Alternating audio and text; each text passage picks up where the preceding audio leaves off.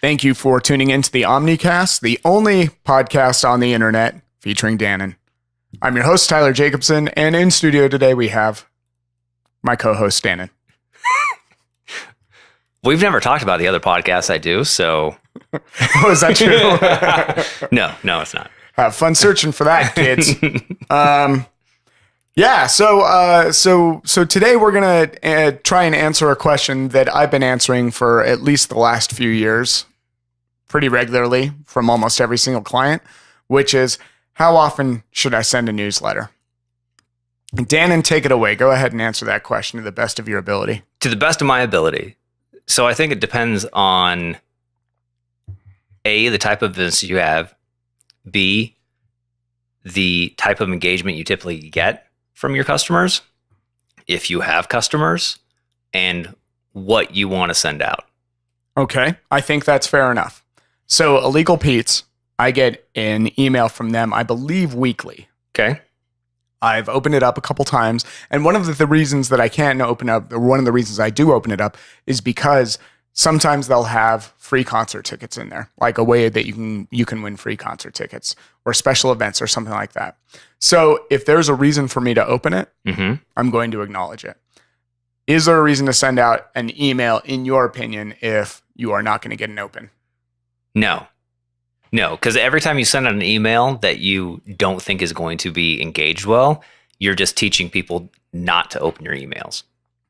But do you think it's important just to be seen in the thing the place you know they're going to be, which is their inbox, which is they check that more than they check Facebook generally. Now, I think this is also generational because, as I understand it, a younger generation doesn't operate on email. I would agree. So we'll get to that, I guess, maybe. But is it enough to have your brand visible in that inbox to maintain top of mind awareness?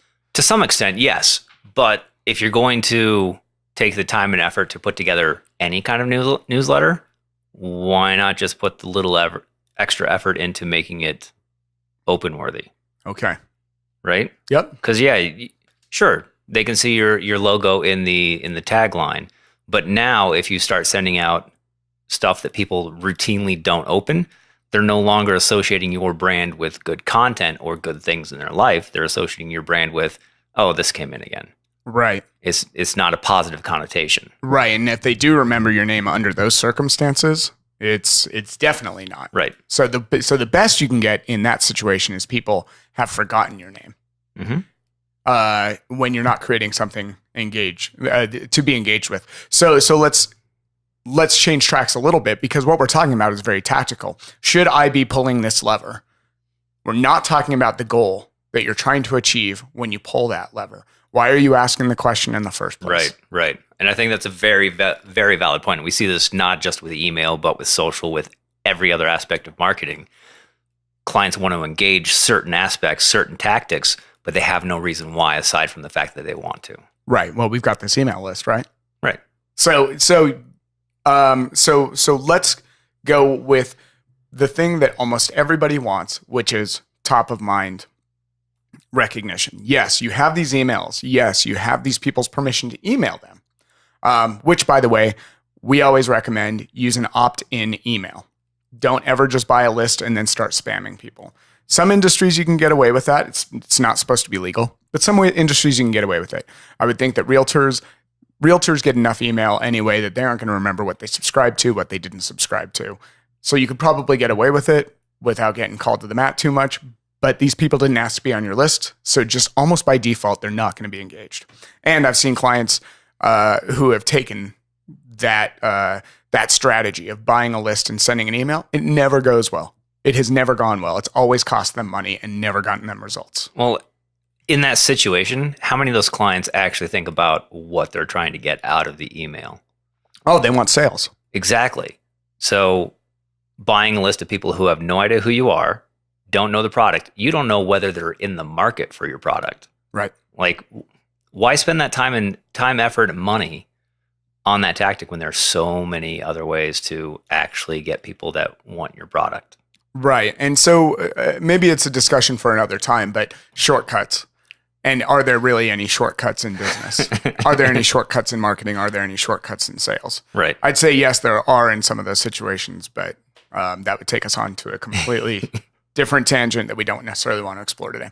All right. So for almost everybody, the table stakes, the reason you're showing up, the reason you're even asking the question is, well, I want to be communicating with people. I want to be top of mind. Even if they can't verbalize that, that's at least the very minimal goal that everybody has is top of mind. Right. So in just email, only using that tactic, what's a better way to get top of mind? We're not talking about how you can use the email address in a different way. We're talking about just in the inbox, how can you stay top of mind in a better way? In the inbox? Yes, with the email list that you have. It's all right. You don't have. I'm not leading anywhere. I'm actually a newsletter is the only thing I can think of that you can really do. Right, but I think we've just talked about the fact that just sending something out isn't enough. Right. So I guess it has to be quality. Like you can send a newsletter out once a week, every 2 weeks, once a month. You can send it out once a quarter. But the key is actually having quality content. And I think that probably starts with the relevance of your subject line and what you're promising lies in there. Where we've seen this actually work very well, actually phenomenally, is when you have segmented your audience and then personalized your email based on what their needs are. Mm-hmm. Segmentation and personalization. We have seen email campaigns go out that are personalized but not segmented. So you're kind of talking to everybody in the same way and assuming that they all have the same problem, but you use their name. Now, that works okay, but again, if there's not anything relevant behind that email, what's the point of sending it in the first place? Right. Now, counter to that, we've seen segmented audiences, personalized emails. The open rates go through the roof. Mm-hmm. Because now you've taken the time to understand who you're emailing and what their needs are, and said maybe this isn't for everybody. Maybe I'm reaching people who are coming up to a year anniversary with my product. Wish them a happy anniversary and give those people a special for something that people normally do at a year anniversary of our product. Right. Well, and speaking of like reminders and celebrations of the time that they've been a client or the time that they've been on the email list. With today's technology, MailChimp is a great example. For free, you can send people a birthday email. You can send people an email when they visit a certain page on your website. You can, depending on how you set up your email list and the information you collect. By the way, everyone should be collecting first name and last name. First name, email address, and zip code. Right. After that, like 76. I thought last name they were willing to do that. No. So the stats, as best as I can remember, is 76% of people are willing to give their first name, their email address, and their zip code. When you start asking for last name, it drops down to like 60%. When you start asking for birthday, it drops down to 50-ish. And then a phone number, you may as well just not even be asking. Right. Right. I mean, if you have to have a phone number, yeah, but you're only going to get 20% of the people, 30% of the people willing to actually give that to you. If you have to ask for a phone number, make that a second email. Hey, complete your profile. Exactly. And I've used that with great success with a couple of our clients. Put in that, all you have to give me is your email and your first name. And now I send you an email that says, hey, complete your profile just so we make sure our emails are appropriate for you. Right. Okay. I forgot what we were talking about now. All right. So, we have that segmentation. So we send people a message on their birthday, which again would be very segmented, very personalized. I'm only hitting people who have a birthday on this date. Mm-hmm. I'm telling them happy birthday. And maybe I'm giving them a special that I will not give them on any other day of the year.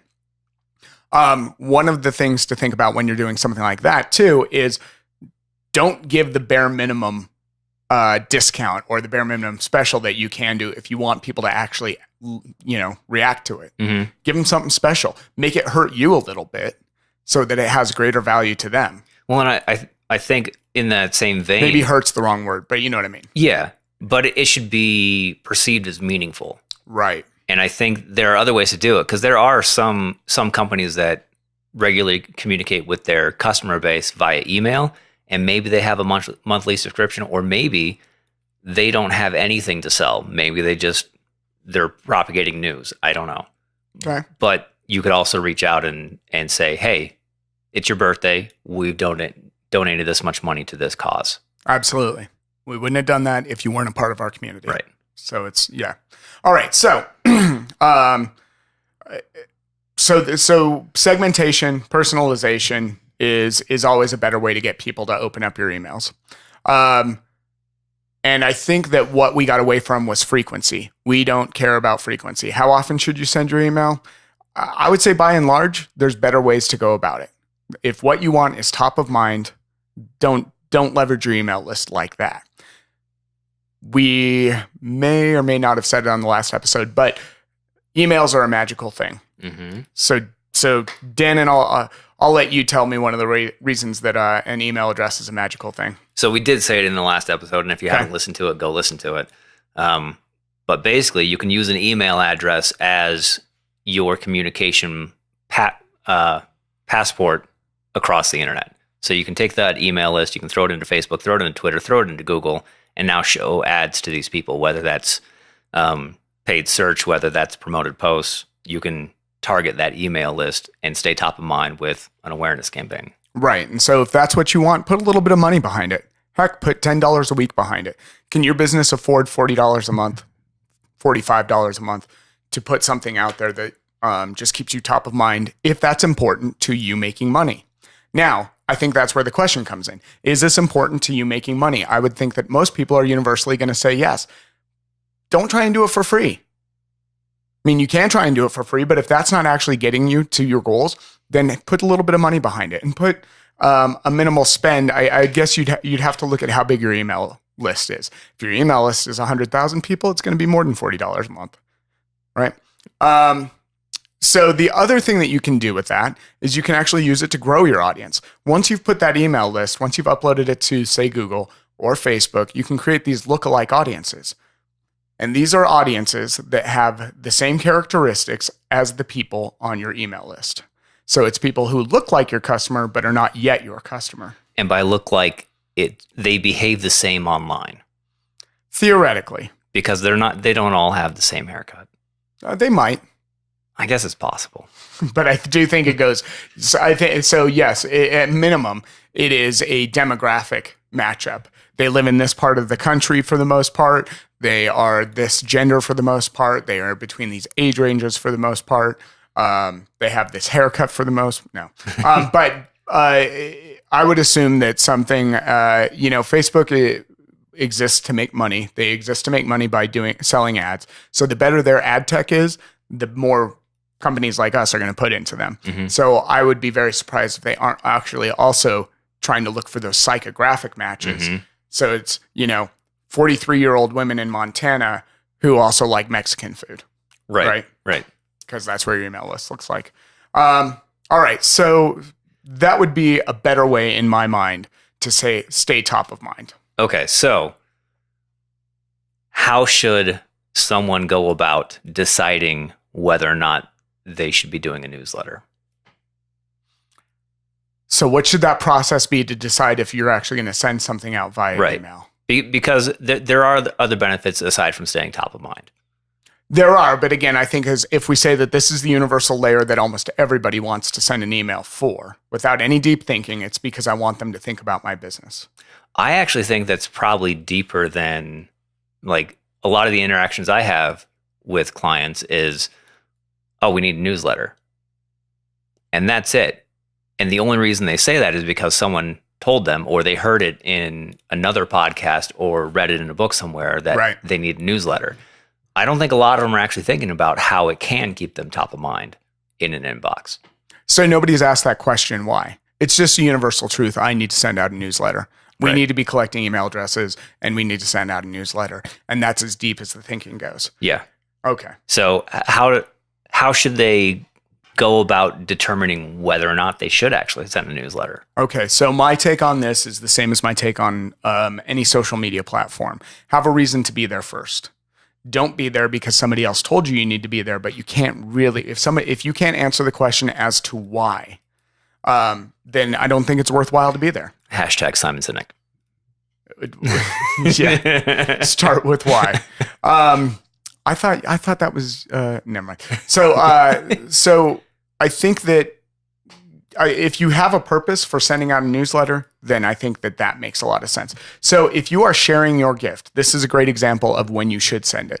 If you are sharing your gift, if you are helping the people in your community be better at what they do, then I think that is a perfect platform to distribute that information out on. I think if you are having events that you are inviting people to, I think it's the perfect platform to have that on. If you are able to partner up with other businesses to give them an extraordinary value, and again, the case that I'm going to go to is giving away free concert tickets, right? So the best example of this for me, because I do all the video and audio work, I get emails from like Envato, or I get emails from Premium Beat. Now, in every single one of those emails, I'd say there's always, hey, here's an awesome tutorial online you can watch for free how to do this. Hey, here's a free template pack for this font or this After Effects template. And so they're giving away free stuff, but they're also promoting, hey, these are new elements that we have out there that you can purchase for a decent price. Right. So, but it starts with giving in almost every scenario here. It's giving something. Right. And because they start with that, I haven't gotten off their email list because every once in a while they send out something free that's awesome. And I download it and I use it. Right. And so can you remember the kind of email newsletters you've gotten where you've just been like, nope, I'm out? No, I unsubscribed from all of them. Okay. And that's the thing. So also the other thing I think is valuable is think about how you interact with email in your inbox. There's no way that you're getting some boring ass email and you're like, I want to stay on that list. I remember that company's name. Oh, that's such a great point though, because so few people actually try to do stuff from looking at it on the other side. Right. Like everyone has a story about getting bombarded with a terrible email or getting sales calls or whatever. And then in their business or in their professional life, they do something very similar. Right. Which, without actually thinking about how is this actually being perceived by the client. Right. Absolutely. It's all self-serving. It's all seen from the position that benefits the sender and not from the position of how you benefit them. So they can say, well, people will enjoy, learning about how they can get 2% more out of their, some weird technical term that I can't come up with right now. Right. Not really. Right? Nobody gives a crap about that. Your open rates are going to reflect that. Your click-through rates are going to reflect that nobody gave a shit about this. Mm-hmm. Nobody. So again, what can you give somebody? What can you give to your community that is going to improve the things that they do? I think Envato was a really great example of that. They are leveling you up, or at least potentially leveling you up with every single email that they send out. Yeah. They're at least willing to give you free tools to make you better, whether or not you buy anything from them. Right. And I have bought stuff from them because these emails, oh, this free tool. Oh, they have this other tool. That's awesome. I'll pay the $30 for it. So to summarize where we've landed on this. So 1, there is no frequency. By and large, there will be in some situations, I guess. And if you can make that case and it makes sense to your business, I think then do it have that frequency. Yeah. And I think that's a best judgment situation.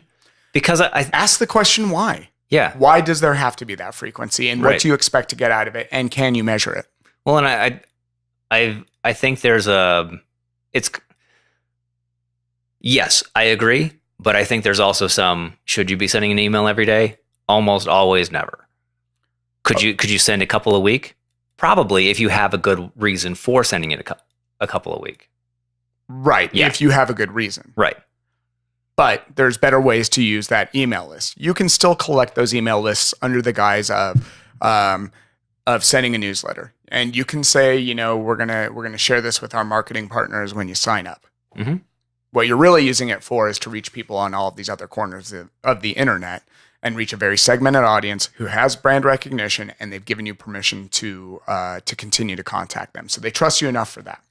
But finally, if you are going to send that email, make it something that levels up your community, because if you're not doing that and you're sending something that's boring, then you're doing a disservice to your company rather than providing benefit to your company. So How do you judge that?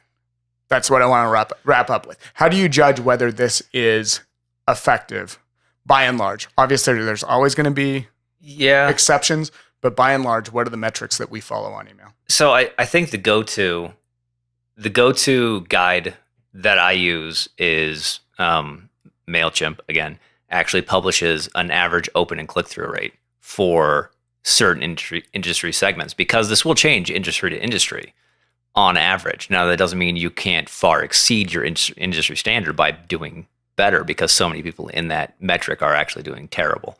But I think that's the starting point. Right. So look at how your open rate is doing based on your closest industry partner through those benchmarks in MailChimp. I will also say open rates. That is entirely dependent on how people trust you and how good your subject lines are. So if your open rates are dog meat, you have to be thinking about your subject line. Are you actually giving people enough reason to continue the journey in your subject line? The next thing I would be focused on is, are people clicking on that email to go to your website, to either purchase, to read an article, whatever, right? The email should be the resume that gets you the interview. It's not the interview itself. Right? I think that's a very good. Yeah. So you don't give them everything right there. That's not your place to do it. On your website is where you actually give them everything. That's where you actually have that deeper conversation. So pay attention to your click-throughs, right? Yep. Again, by and large, that would be my general advice. And if your click-through rates are dog meat, then make sure your journey works. Make sure that you're continuing. If you've got a good open rate and then you've got kind of a crappy click-through rate, well, think about the journey. Think about what somebody on the other end is perceiving. And are you giving them enough reason to absolutely have to click that? Or are you losing their interest? Or are you breaking a promise somewhere in there? And then I guess the final metric to follow would be, what's the outcome? You want people reading a blog? Great. Pay attention to how many people actually hit that page. If you want them to buy something, see how many purchases came through email. Any other thoughts on that? No, I think that's a pretty good overview. Okay. So that's it for this episode. Visit us online at omniphonic.com. With an F. It's the German spelling. I think that's going to be our actual company name. Omniphonic with an F. It's the German spelling. Omniphonic.com. You can find us on Facebook, Twitter. We just started an Instagram where we show some of the records that we play in the office while we're getting work done.